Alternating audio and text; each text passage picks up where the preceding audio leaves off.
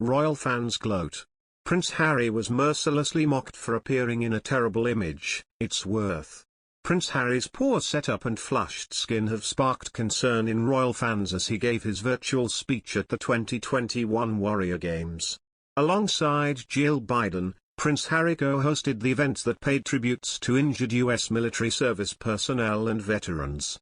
They were originally due to attend the 2021 Warrior Games in Orlando, Florida, but plans were cancelled due to concerns surrounding the pandemic. The prince dialed in from his Montecito home instead, but while he was speaking from LA, his setup couldn't have been less Hollywood. Speaking on the podcast, royal commentators Roberta Fiorito and Rachel Bowie discussed the video. Harry's Zoom setup, I thought that was kind of the funnier detail of the thing. He didn't have a ring light, usually they're so polished. It was weird, it was so dark, he looked so tan. I wasn't sure if that was the lighting or not, but I was like, Harry, you're 37, please wear sunscreen. I know you have this fabulous pool, but please wear sunscreen. They added, he looks really, really tan though. It must have been the lighting or something, I don't know.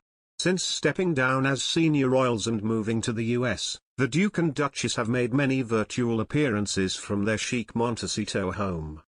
Roberto and Rachel mentioned, he didn't really have a polished setup in the way that Harry and Meghan have kind of come to do. I mean, it makes sense for the event to not be super polished, so I feel like it was appropriate. He was kind of casually dressed, his shirt was a little unbuttoned too. I always really liked that he had a few mentions and nods to the parents and kids that were viewing the event, clearly being like, as your kids run in and off the screen, we'll see you in a little bit, knowing how chaotic it is zooming with little kids in the mix.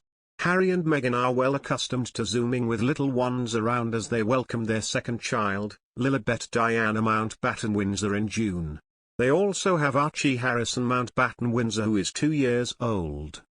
The Duke is particularly passionate about the Warrior Games due to his military past, as he served 10 years in the British Army, climbing his way to a captain rank, and serving 2 tours in Afghanistan. Harry revealed during his speech that, it was first visit that I had to the Warrior Games, which inspired me to create the Invictus Games, and the Invictus Games never would have been created had I not been inspired by every single one of you, and your companions, and the families, for everything that you give to the service of this country.